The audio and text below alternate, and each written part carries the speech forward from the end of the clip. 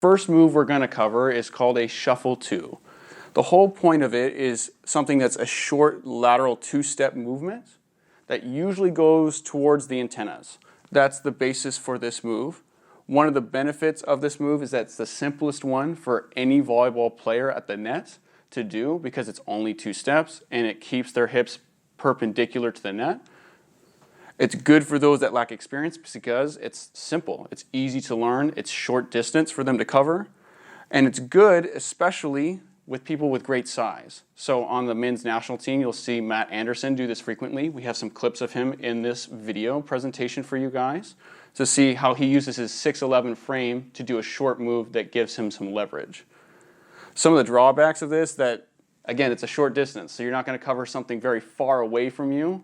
So reading is going to be an issue. We'll get into that later. And then it may force your team to do some man-on-man defense because you only cover so much ground. So we have some video examples for you guys. We'll be looking at Micah Christensen. He's over here in red, and he's going to make a move to his right. Well, if I can get it to go. And here it is. So we're going to watch him here, and he's going to take a right outward step first and then touch that ball up. So it's a short distance move, allows him to get a touch. Unfortunate, Team USA didn't win it against Brazil, but the objective for him was to cover a short distance, get that ball touched up for that team. I have another example here for you. Excuse me. This one we're going to be watching Matt Anderson, like I spoke of earlier. He's here in red. He's also going to move to his right. He's going to be more successful. A little promo for you guys to see what it looks like when you are successful at this move. So we're watching this outside step here, and he's able to cover that ground. We'll watch it one more time for you guys. And what I want us to keep in mind is that although he's big and physical, and it's really nice to watch him do all this nice stuff, he's choosing to cover an inside part of the court because that ball's set inside. So that 2-step move allows you to choose how far you want to go with it.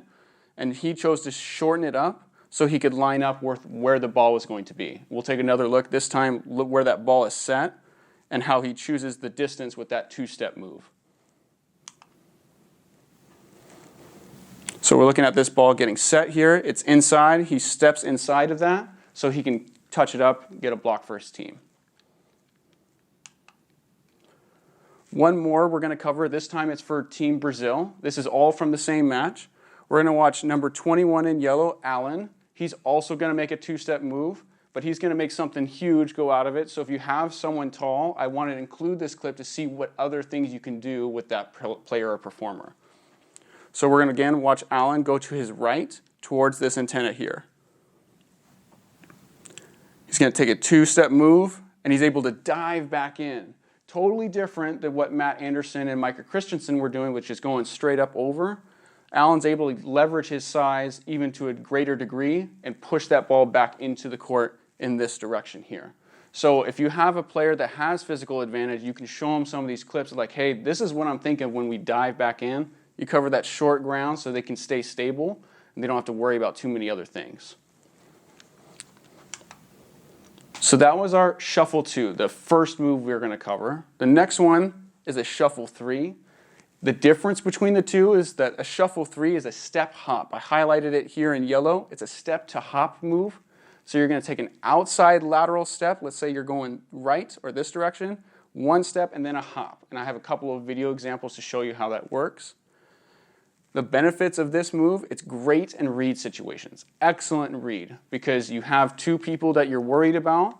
I want to help in the middle of the court if I'm a pin blocker, and then I can still do a step shuffle 3, out to the pin, which is my primary attacker I'm responsible for.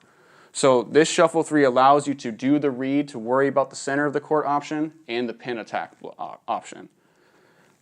Another benefit is that usually you're more vertically explosive because you're jumping into a jump.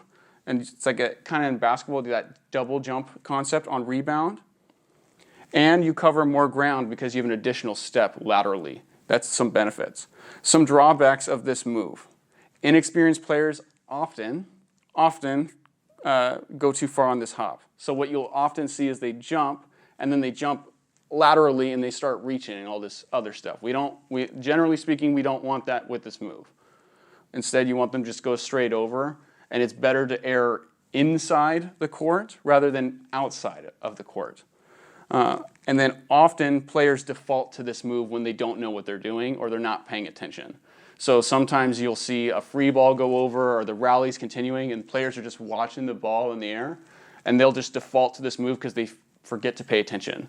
So because you teach them this move, often it becomes the default, regardless if you want them to do like something else, like a crossover move. And here's a couple of video examples for you. So the first one we're going to cover is number 9 in white. This is Maddie Skinner. She just used to play at the University of Texas at Austin. Now she's with the national team.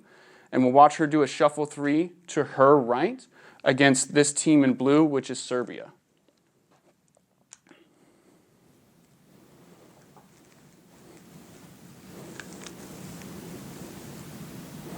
So he's going to take one outside step and then a hop.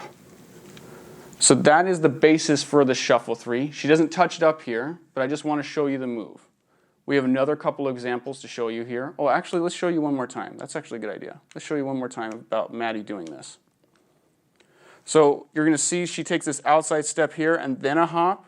In this case, this is going too far. Again, when we talked about one of the drawbacks is that often happens with this move. Usually you want to stay inside of the court. Let's say this is our hitter. We want to stay inside of her because most swings come to the center of the court. So when you're doing this move, hey, error inside rather than too far or outside.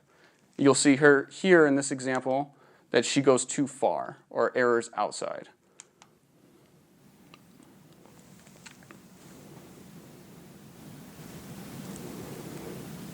There's that outside step and then a hop. And then she went too far because that ball travels inside of her towards the center of the court. It went sharper than center, but still towards the meat or the center of the court.